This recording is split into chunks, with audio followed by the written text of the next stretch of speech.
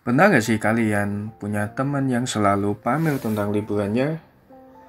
Hobi makan di restoran mahal, atau hobi koleksi fashion terkini? Gaya hidupnya emang tampak menyenangkan dan bikin iri. Pertanyaannya, bagaimana cara mereka memperoleh itu semua? Bisa jadi karena gajinya yang besar, atau jangan-jangan gaya hidupnya didapat dari berhutang. Terus dukung channel ini dengan subscribe, like, dan share agar channel ini terus berkembang dan berbagi informasi serta pengetahuan penting lainnya. Beberapa riset mengenai pola konsumsi dan pengelolaan keuangan generasi milenial menunjukkan bahwa generasi milenial rata-rata belum memiliki pengelolaan dan perencanaan keuangan yang baik. Generasi milenial dinilai masih cukup konsumtif menggunakan uangnya. Aidil Akbar Majid, seorang perencana dan penasihat keuangan independen, menyatakan dalam salah satu artikelnya yang diterbitkan di detik.com, salah satu kesalahan keuangan yang sering dilakukan para milenial adalah tidak mempersiapkan dana darurat.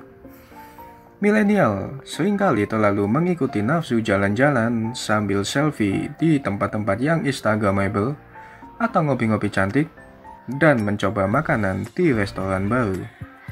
Kecenderungan lainnya yang biasa dilakukan milenial adalah sering gonta-ganti gadget setiap ada seri keluaran terbaru demi bisa eksis. Apalagi dengan adanya e-commerce seperti Lazada, Shopee, Tokopedia, dan lain-lain, semakin memberi kemudahan bagi milenial dalam berbelanja. Selain itu, dengan kemajuan teknologi di dunia keuangan saat ini, masih lebih banyak generasi milenial di Indonesia yang melakukan pinjaman online dibandingkan berinvestasi.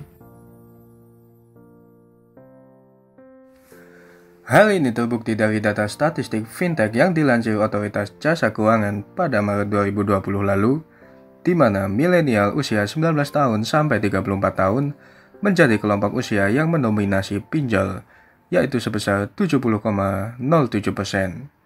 Sementara kelompok usia 35 tahun sampai 54 tahun 27,79%. Dan kelompok usia di atas 54 tahun hanya 1,37%. Gaya hidup tinggi dan kecenderungan agar bisa diakui atau diterima oleh lingkungan pergaulan membuat generasi milenial punya pengeluaran yang lebih besar dari pendapatan yang dimilikinya.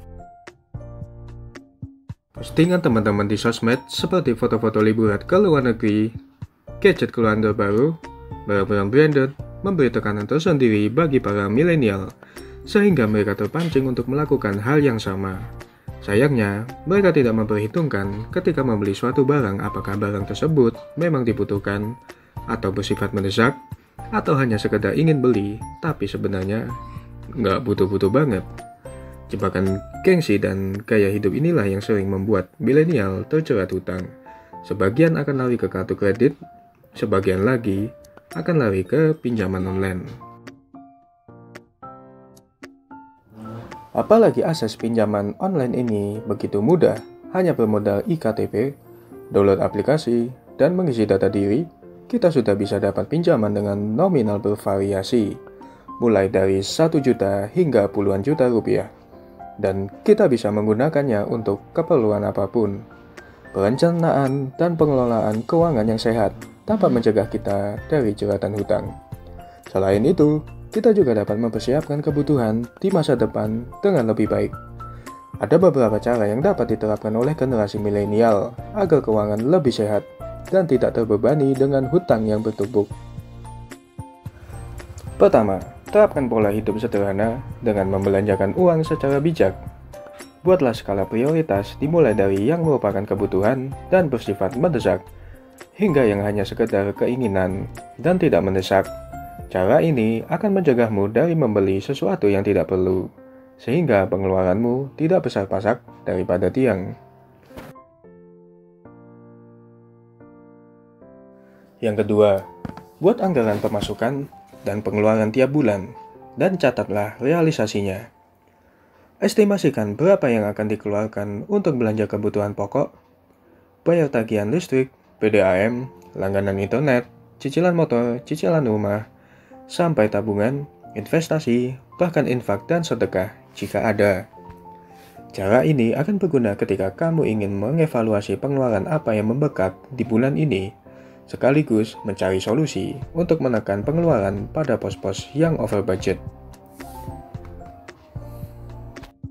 3. Sisihkanlah sebagian uangmu untuk ditabung atau diinvestasikan. Yang keempat, sebisa mungkin hindari pinjaman atau kredit yang bersifat konsumtif.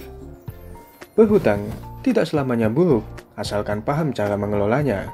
Berdasarkan tujuan pemanfaatannya, pinjaman atau kredit dibagi menjadi kredit konsumtif dan kredit produktif.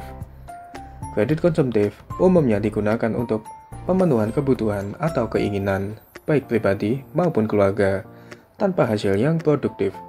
Sementara, kredit produktif merupakan kredit yang digunakan untuk membeli aset yang bisa menghasilkan pemasukan, atau kredit yang digunakan untuk modal usaha. Yang kelima, jika terpaksa harus berhutang, pastikan kamu paham kondisi keuanganmu dan dapat mengukur kemampuanmu dalam membayar hutang. Tentukan kapan kamu harus membayar cicilan hutang setiap bulannya dan nominal yang harus dibayarkan. Lalu, kalau kamu punya uang berlebih sehingga bisa membayar cicilan sebelum tanggal jatuh tempo, sebaiknya bayarkan saja sebelum kamu khilaf membelanjakannya. Dan sebaiknya berhutanglah untuk sesuatu yang lebih penting.